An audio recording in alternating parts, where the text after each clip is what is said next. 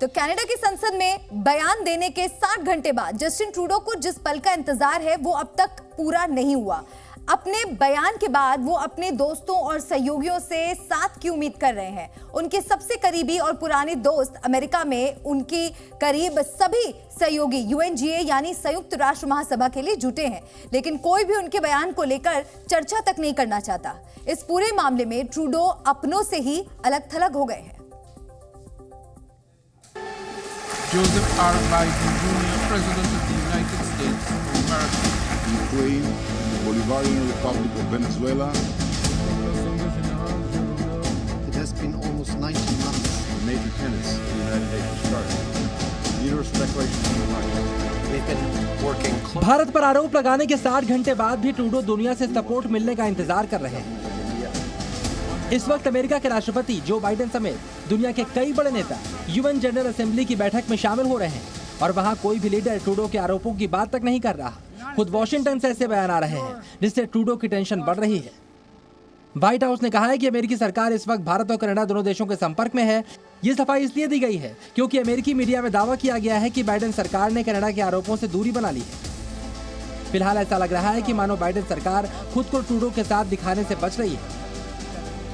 America के बयान का मतलब यह है कि बाइडेन सरकार भारत और कनाडा के बीच सुलह कराने की कोशिश कर रही है। वॉशिंगटन के मुताबिक भारत के खिलाफ कनाडा के आरोप बहुत गंभीर हैं और अमेरिका इसकी पारदर्शी जांच चाहता है।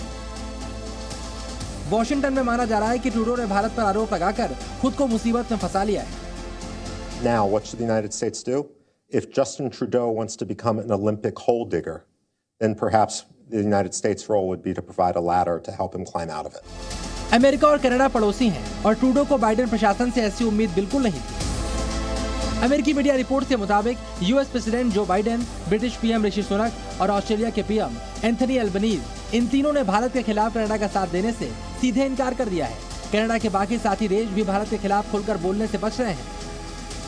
इस वक्त तक कनाडा के किसी भी सहयोगी देश ने ट्रूडो का साथ देते हुए निंदा नहीं की है। यूएन में G7 देशों के फाइनेंस मिनिस्टर की मीटिंग में निज्जर मुद्दे पर चर्चा की खबर नहीं है। इस मीटिंग में कनाडा के वित्त मंत्री भी शामिल थे। G7 दुनिया की 7 सबसे बड़ी अर्थव्यवस्थाओं वाले देशों का ग्रुप है, जिसमें America, Britain, France, Germany, Italy, Japan के साथ कनाडा भी शामिल है। G7 का एक मेंबर जापान भी है और जापान के भारत के साथ इतने करीबी संबंध है कि वहां से किसी बयान की उम्मीद खुद ट्रूडो को भी नहीं होगी। जानकारों का मानना है कि जापान किसी भी सूरत में भारत के खिलाफ ऐसी किसी मोर्चाबंदी का हिस्सा नहीं बनेगा। साथ ही कनाडा के प्रधानमंत्री जस्टिन ट्रूडो के बेबुनियाद बयानों ने अमेरिका के राष्ट्रपति जो बाइडेन को भी दोहरी मुश्किलों में फंसा दिया है।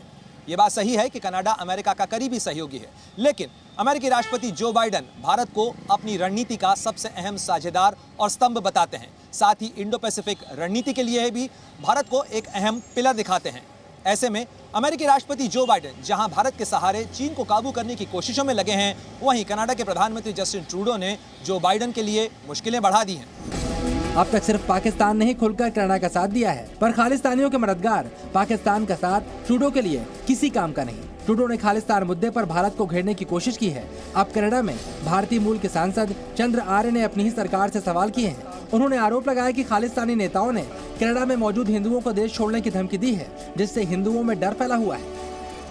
Gurpatwant Singh Pannon attacked Hindu Canadians, asking us to leave Canada and go back to India. I have heard from many Hindu Canadians who are fearful after this targeted attack. खालिस्तानियों का साथ देने वाले ट्रूडो ने कभी कल्पना भी नहीं की होगी कि भारत पर कूटनीतिक हमला करके वो दुनिया में अकेले पड़ जाएंगे। ये कोई पहला मामला नहीं, इससे पहले भी वैश्विक मंच पर जस्टिन ट्रूडो की किरकिरी हो चुकी है। पहली तस्वीर G20 समिट बाली की है, जब चीन के राष्ट्रपति शी जिनपिंग ने कैमरे के सामने ट्रूडो को जमकर सुना दिया था। भरी सभा में कैमरे के सामने ट्रूडो की बेइज्जती हुई थी।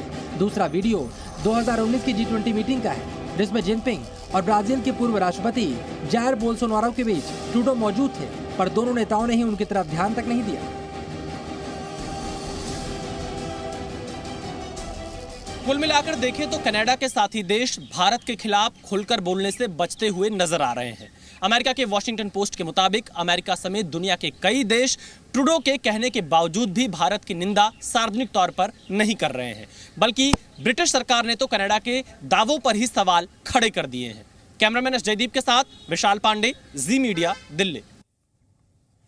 भारत में कनाडा से बड़े पैमाने पर मसूर दाल का आयात होता है, पर खालिस्तान मुद्दे पर तनाव लंबा खिंचता है तो भारत की इस पॉलिसी में बदलाव आ सकता है। अब तक सबसे ज्यादा मसूर दाल कनाडा से आयात की जाती है। 2022 से 2023 में भारत में 8 लाख टन से ज्यादा मसूर दाल का आयात किया गया, जिसमें आधे से ज्यादा कनाडा से लिया गया। अगर कनाडा के साथ संबंध और बिगड़े तो ऑस्ट्रेलिया से भारत मसूर दाल मंगवाएगा।